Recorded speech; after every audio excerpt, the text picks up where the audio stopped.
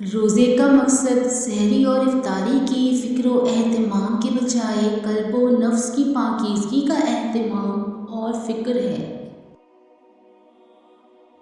اس شخص سے بڑھ کر ظالم اور کون ہوگا جسے اس کے رب کی آیتوں کے ذریعے نصیحت کی جائے اور وہ ان سے منہ پھیر لے۔ ایسے مجرموں سے تو ہم ضرور انتقام لے کر رہیں گے۔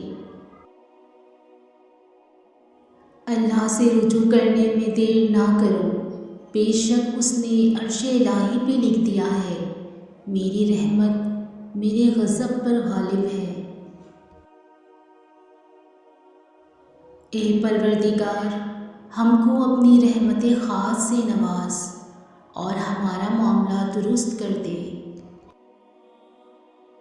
حضرت علی رضی اللہ تعالیٰ عنہ نے فرمایا، محنت کا پھل اور مسئلے کا حل رب دے گا، یہ مت سوچو کب دے گا، جب دے گا بے حساب دے گا۔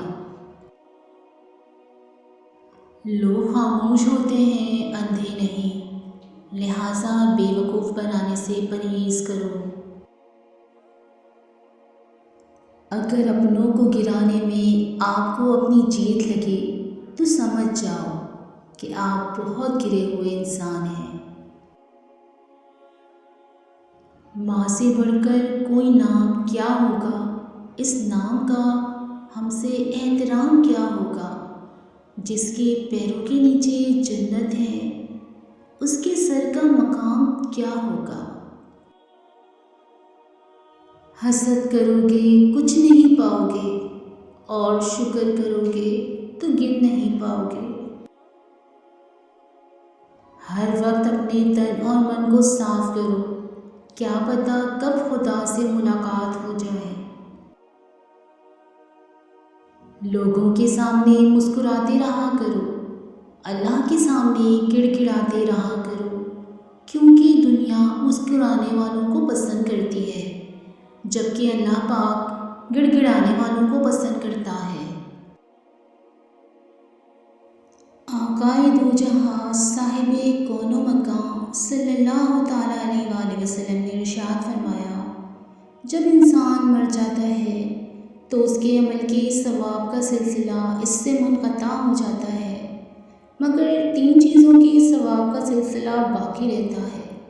نمبر 1 صدقہ جاریہ، نمبر 2 علم جس سے نفع حاصل کیا جائے، نمبر 3 صالح اولاد جو مرنے کے بعد اس کے لیے دعا کرے۔